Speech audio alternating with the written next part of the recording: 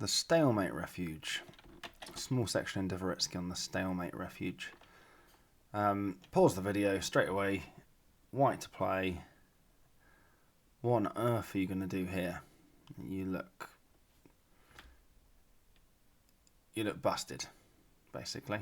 Pause the video and see what you can come up with. I mean, I guess the clue's in the name with the Stalemate refuge. It's like, well, how do I get? You see the title of the video, and you think, well, how do I get a stalemate here? And then maybe you start to see it. Like the plan is basically, we're thinking, well, if we can just run out of pawn moves, maybe play g6, black plays h6, and then we can sort of go and hide our king on h5. And the king has no moves except to come back to g4.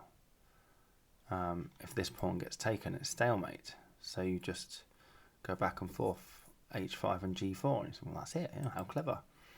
Unfortunately, g6 loses the game because black would play h5. You're like, oh, I wanted to use that square for my king. There are many drawing moves here, but only because you can still carry on with the same idea. But the most obvious one to sort of not have to think about other things going on is just to play king g4. And you're going to do the same trick, but this time black's not going to have the h5 thing going on. I suppose if black takes the pawn, that's really nothing to worry about. So that's easily a draw, because you could just play f6 on the next move. That's clearly a draw. Even if you lose all your pawns, black's just going to be left with a rook's pawn. So black might think, well, what's the problem? I'll sort of come in and I'm going to win this f pawn. You're going to run out of moves pretty soon. I've won the game. And they might get a nasty shock when you play g6. Because any h-pawn move, whether it's h6 or h5 check, we will just play king h5 or king takes h5. I mean, we can see that here. And I would write on my score sheet, king h5, king g4, king h5, king g4. Just sort of show it to my opponent. So, would you like a draw? And what are they going to do? Let's say it's a draw. So yeah, black's not going to push the h-pawn, I suppose. Well, they might push the h-pawn, having analysed the alternative. It's still a draw, but black has to be a bit careful. It's to count out the moves, and it is a draw. F5 check. We can go king g5, and we end up in a pawn race. F2. You have to be a little bit careful here, because you're going to lose your queen, aren't you? Because you can't run away with a king. If you push the h pawn and get a queen on h8, then I think queen g1 or g2, your king has to go to the h file, and you're losing your queen somewhere down there. So you just have to be a bit careful. But this is just a draw. And I mean, if anything, black's got to work for the draw there. I'm sure there's a perpetual somewhere in there for black. I mean, the engine's just saying draw, draw, draw. Black's got lots of different ways of drawing it. So yeah, really good. Little stalemate refuge. So that was actually a game involving Shigorin and Tarash, both names that you'll recognise from various openings. And that was 1905. Next one, just sort of watch the chessboard. Pretty much the same. This is a game from 1953. Pause the video. White to play, and well, they look to be in a pickle, basically. It's the same puzzle, isn't it? It's just one rank further down. It's just what's the difference? I'll play king g3. Black will come in here. I'll push the g-pawn, and when he goes h5, I'll play king h4, and I'll sort of write king h4, king g3 on my score sheet and show it to my opponent. But white will get a nasty shock this time. You're dead. That f-pawn's queening long before we get anywhere near a queen. So so you can't do that on this one. So bad luck if you went for king g3, just thinking it was the same thing. It is the same thing, but you can't play king g3. You have to play g5. Remember, we couldn't play g6 in the previous position which would be sort of g5 here, because black played h5. The pawn was on the starting square h7, and they played h5. Well, you can't play h4 there, so it's just the same thing. This is clearly a draw. We're just gonna run into the stalemate refuge, and if black takes it, then I mean it's a reasonably easy draw here. We just need to get our king to f4. We could play h4 if we wanted to play a waiting move. Get the king to f4, and we just sort of, I think we can just go around in circles here.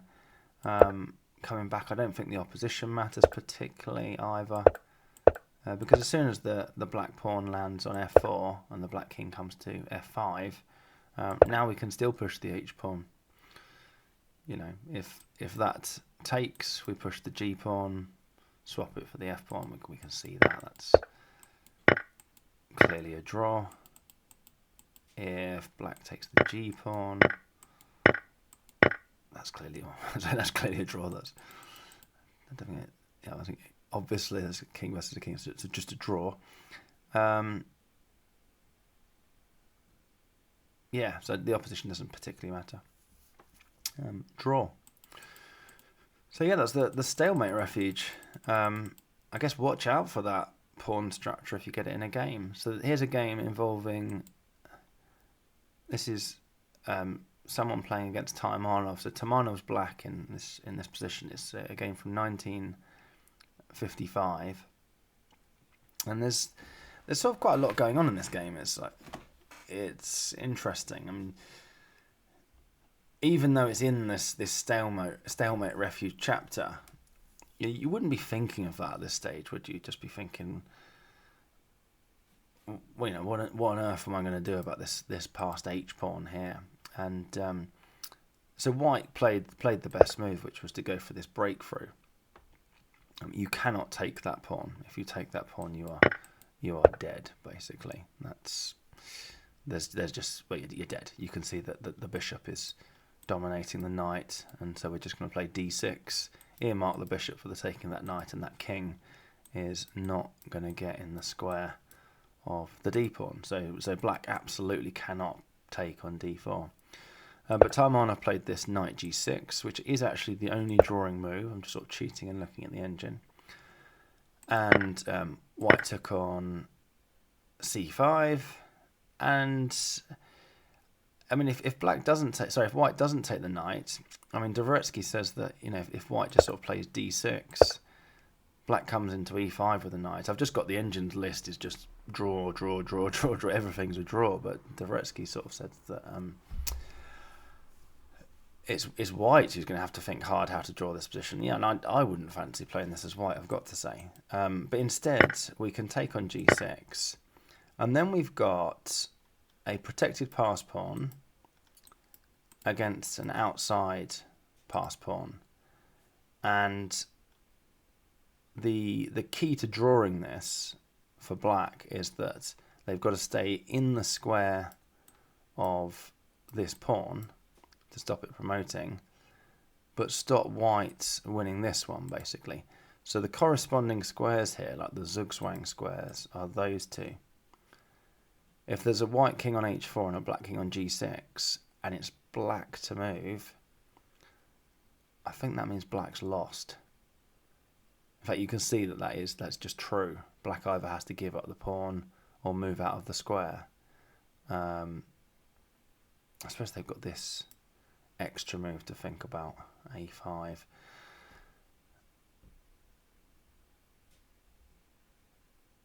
Yes, I suppose they could play a5, couldn't they? And I don't know if white can then try and wrestle the opposition or whatever off black again. But ignoring that a5 move, I think those are the zugzwang squares, corresponding squares. So white did a bit of messing about trying to get into that position, and white did get into that position, but black did it with black actually got that position with white to move. I just interested actually. You can tell I haven't prepped this very well. I'm just interested to see what would happen if let's black push that a pawn, let's go king h4, king here. We can't push the a pawn. We can't push the a pawn. That's the whole point. Okay, there's a reason we can't push the a pawn. I've just realised what it is. It's that once the a pawn's been pushed, white can just lose this. They can just exchange their d pawn for the h pawn. That's the whole point of what's coming up. So these are the zigzag squares. Okay, just trust me for now. Black hasn't got a5. It doesn't exist as a tempo move. So they are the zigzag squares that are going on there. The corresponding squares. If we've got a white king on h4 and a black king on g6, whoever it is to move doesn't get the desired result, basically. Yeah, and I think this is the actual game that went on here. There was sort of a lot of fannying about here with the kings, and eventually white realised they're not going to get this position with black to move, so they just push the d pawn. And they just exchange it. What's the problem, you think? You know, we're outflanking black. We're clearly going to come and pick this up. The end. And it kind of was the end. That's the reason you can't have the pawn on a5. Because you needed that square for your king in the stalemate refuge. If the pawn's on a5 in this position, it really doesn't matter. We just kamikaze the d6 pawn for the... or the d pawn, sorry, for the h pawn, and we're just going to outflank black. We're going to win this. It's over. So that's the reason you couldn't play a5. Yeah, so I thought that was a really, that was an actual game, and presumably at the top level if Taimanov's involved, and wow, all this messing about over here and realising they were the zugzwang squares, and it all ended. I think they actually played it out. I think from remember reading in the Dvoretsky, but they played that out, and that was the draw.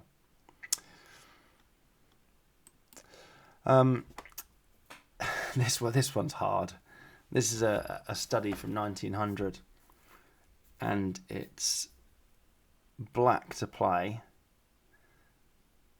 What would you do? I think this is one of these things that was a study and then got refuted as a study and then got refuted back. It was quite hard to understand completely what was going on. But yeah, pause the video. You'll need to spend a long time on this if you're going to come up with the right move. It's one of those ones where you pause the video, maybe have a think about it, and then you sort of want to see roughly what's going on. You can hopefully see the stalemate trickery that white's got up his sleeve. And we'll demonstrate that first, I suppose. So a move you might just sort of play by hand is king g4. Just go after the h-pawn. And then, you could pause the video again. White to play a move, and it's already a draw. White just plays a5. And there's nothing that black can do to stop white setting. I suppose they could now realise what white's up to and come back to f4, but you just play king f2. You just got the opposition, and as soon as they go over here to threaten to take your h-pawn, then you threaten to do the trick. So let's cover that. So king takes h5. Here's the stalemate. You just play your king to a4, play a3. Black has, I make that 12 moves. Obviously 8 king moves and 4 promotions. But white can't move next go. So that's the trick that you're having to deal with. And king g4 immediately throws away the win. So your second choice might be, well, okay, how about a5? Stop that stalemate trick. But now white can abandon that plan, and it looks like they're going to come and collect the c-pawns and race this c-pawn against this h-pawn. But it's even better than that. They'll come up the board, and when you take there, they'll come and hem you in on h5, so you have to come away. And they're not after the c-pawns, they're after your g7 pawn. And in this race, black's dead. Completely over. I mean, you can see that. So yeah, you can't do that either. Otherwise, white changes plans. So the only winning move here, seeing white's trickery with that stalemate trick, is king f4. And now white's got a problem. Like if they play a5, then black plays king e4. And just black's completely switched plans, basically. They're not interested in this h-pawn anymore. If, I mean, this is hopeless. You can see that. And if white plays king d2, we've got king f3, and the stalemate trick's just sort of too late, basically.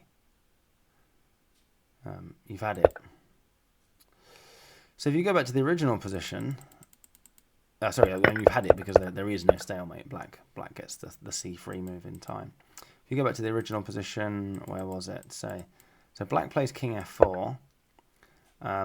White should now play, well, it doesn't really matter, white's lost, but they're realizing that the stalemate trick's gone. They play king f2. But now black plays king g4, and we've got the same position, except that white's just one move behind. So this time they'll go for the stalemate trick,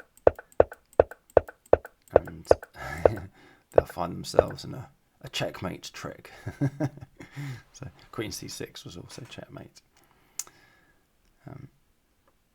In fact, I wonder if promoting with the bishop, actually, now that I've seen the c6 square.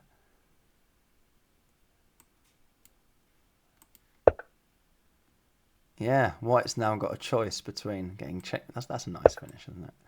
White's got a choice between that or checkmate in 12, apparently. But I mean, you can see it's completely over, and now the stalemate thing's gone. Yeah, so I thought that was a really. I mean, that was a study from 1900.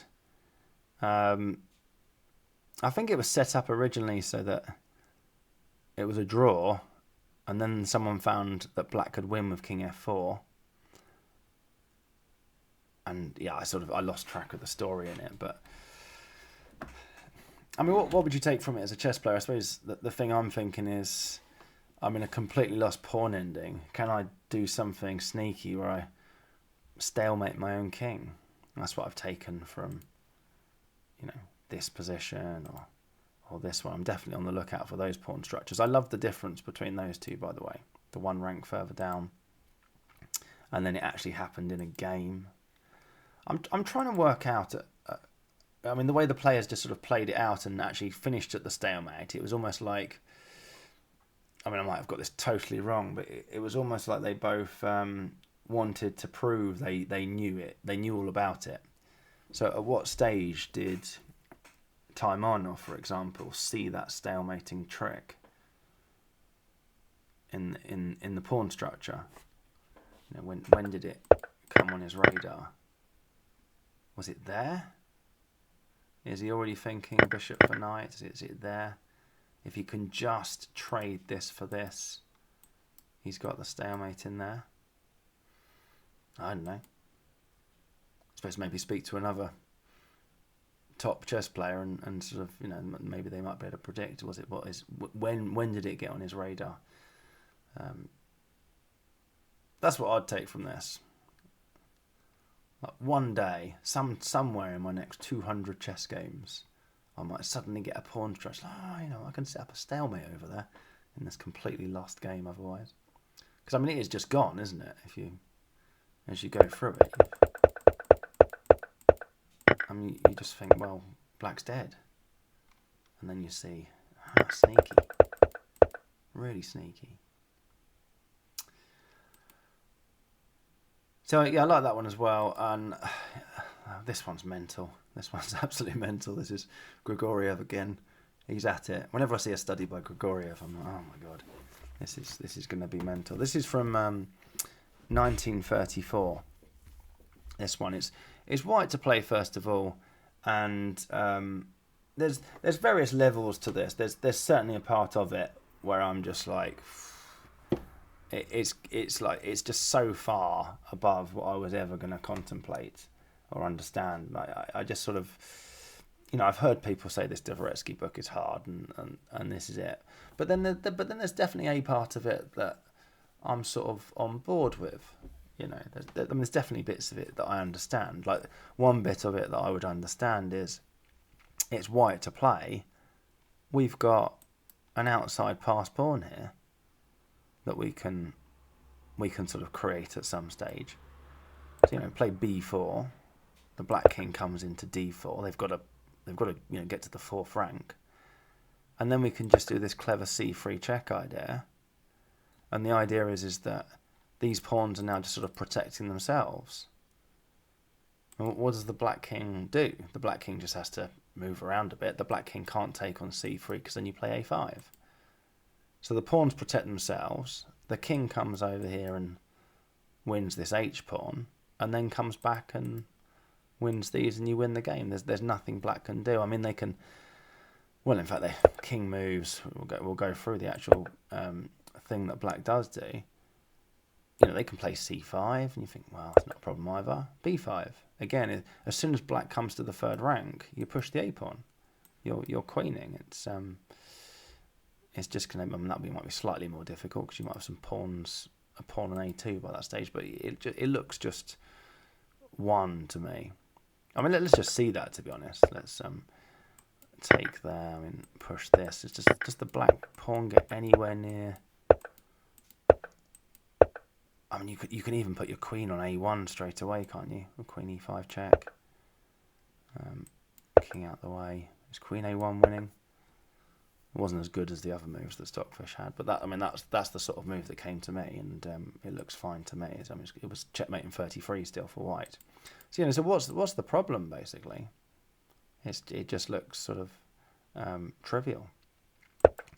Well, the problem is that black plays c4, and then you get into just a mind-boggling opposition trick. There's a fight for the opposition here that just it just takes so long to understand what's going on, but I sort of eventually did, I think, understand what's going on. So white comes to collect the h pawn. Black plays king d6. Then we take the h pawn, and black's got the opposition, and that's important. I think I've worked out that this is the central rank of the opposition. Like in the opposition bit, Dvoretsky talks about it's important that there's some key squares, and there's like a central axis running through them. I think it's these three. I think it's opposition on the sixth rank that's important here. Might have got that wrong, but there's a sort of fight for the opposition, and black's got it basically. So if white comes in and tries to make progress, black maintains the opposition, and the key is at this point here, where it looks like black's sort of going to have to give it up. They can play king c5. That's the sneaky drawing move, and that's stalemate.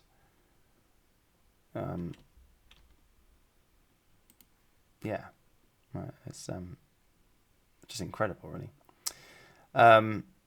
Yeah, so that's the stalemate trick, but it doesn't work if you haven't got the opposition. Basically, black had to have the opposition. So that was you had to see the stalemate refuge as the possible defense, and then not rush in with c3 check. It's like, oh yeah, what a stupid move to make. Like, I mean, you get to some point in these studies where I can't see what I'm learning there anymore. It's just so far beyond my ability to not play c3 check there. Realise all of that in advance and think, oh well, I've got to stop the black king coming to the d5 square. I mean, there's a lot of other studies where maybe I'm just kidding myself. Where I think, oh yeah, it seemed really hard, but I think I understand why, and there's a transferable skill there that I'm going to use in a chess game at some point. But here, I think I'd just give up. But just in case you're interested, king e6. is the important move. Black would play h6. They're trying not to push the h-pawn too much, because white wants them to push the h-pawn. You'll sort of vaguely see why in a minute.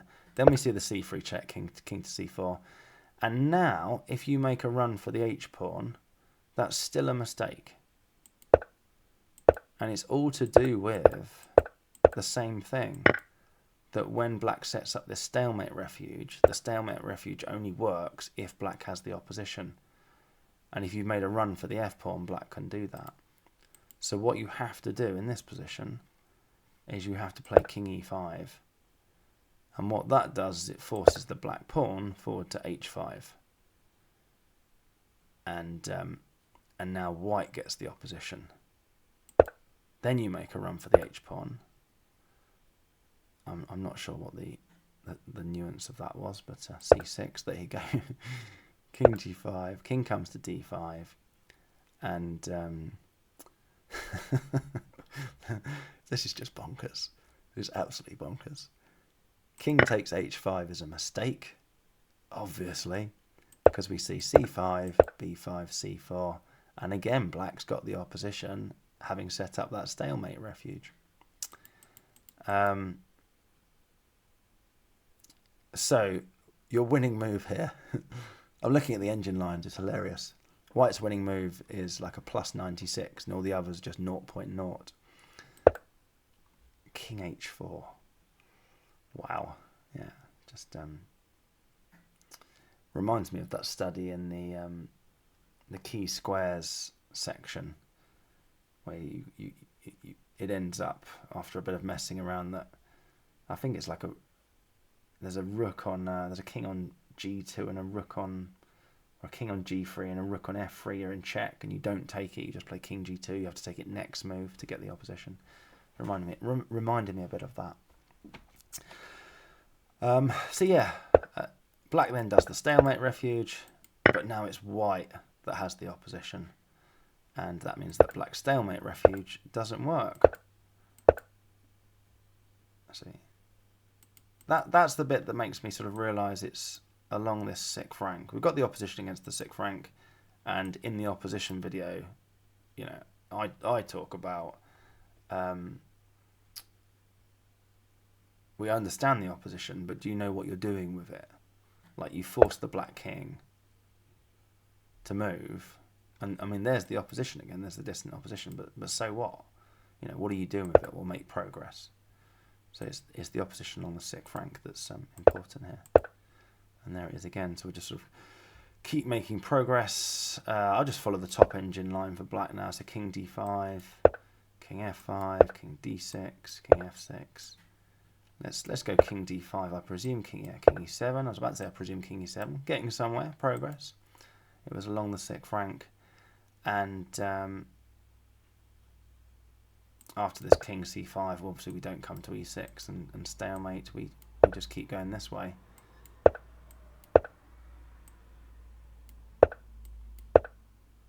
And yeah. So I mean that was a mental position, to be honest. It all hinged around black's got this stalemate refuge, which works as long as they've got the opposition. And that meant that if you were going to solve the study, you needed to understand that and set up a situation where you take control of the d5 square, so that when black tries to set up that stalemate refuge in a minute, you've